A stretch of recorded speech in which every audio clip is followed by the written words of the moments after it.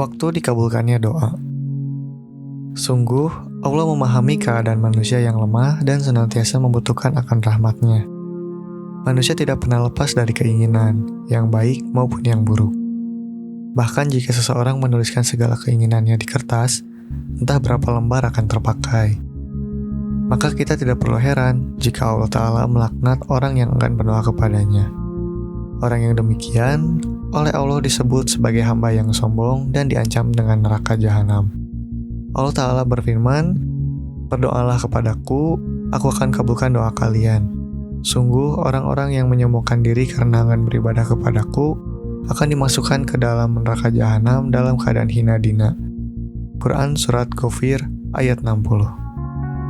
Ayat ini juga menunjukkan bahwa Allah Maha Pemurah kepada hambanya, karena hambanya diperintahkan berdoa secara langsung kepada Allah tanpa melalui perantara dan dijamin akan dikabulkan.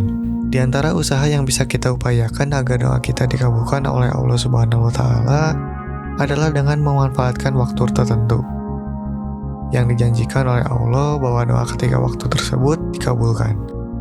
Di antara waktu-waktu tersebut adalah ketika sahur atau sepertiga malam terakhir. Allah mencintai hambanya yang berdoa di sepertiga malam. Allah berfirman tentang ciri-ciri orang yang bertakwa. Salah satunya, ketika waktu sahur, akhir-akhir malam, mereka berdoa memohon ampunan. Quran Surat Az-Zariyat ayat 18. Sepertiga malam yang paling akhir adalah waktu yang penuh berkah. Sebab pada saat itu, Rabb kita Subhanahu wa Ta'ala turun ke langit dan mengabulkan setiap doa hambanya yang berdoa ketika itu. Kemudian, ketika berbuka puasa. Waktu berbuka puasa pun merupakan waktu yang penuh keberkahan, karena di waktu ini manusia merasakan salah satu kebahagiaan ibadah puasa, yaitu diperbolehkannya makan dan minum setelah seharian menahannya.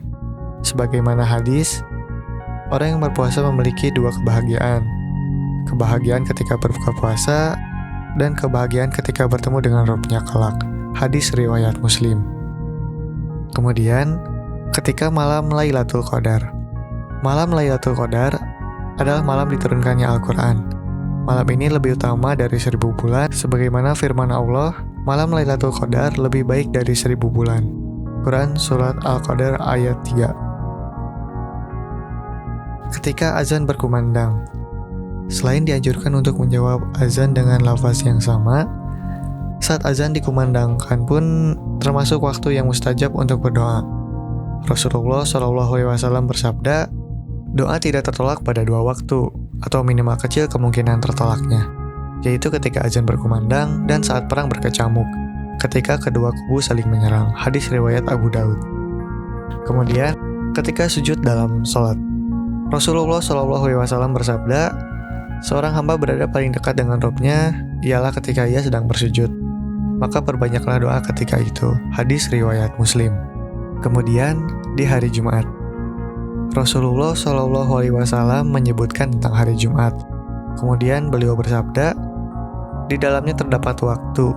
Jika seorang muslim berdoa ketika itu, pasti diberikan apa yang ia minta. Lalu beliau mengisyaratkan dengan tangannya tentang sebentarnya waktu tersebut. Hadis riwayat Bukhari. Kemudian, ketika turun hujan. Hujan adalah nikmat Allah Ta'ala. Oleh karena itu, tidak boleh mencelanya. Sebagian orang merasa jengkel dengan turunnya hujan. Padahal yang menurunkan hujan tidak lain adalah Allah Ta'ala.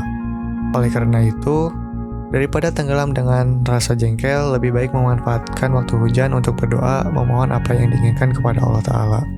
Sebagaimana hadis menjelaskan, doa tidak tertolak pada dua waktu, yaitu ketika azan berkumandang dan ketika hujan turun. Hadis riwayat Al-Hakim. Demikianlah uraian mengenai waktu-waktu yang paling dianjurkan untuk berdoa. Mudah-mudahan Allah Ta'ala mengabulkan doa kita dan menerima amal ibadah kita.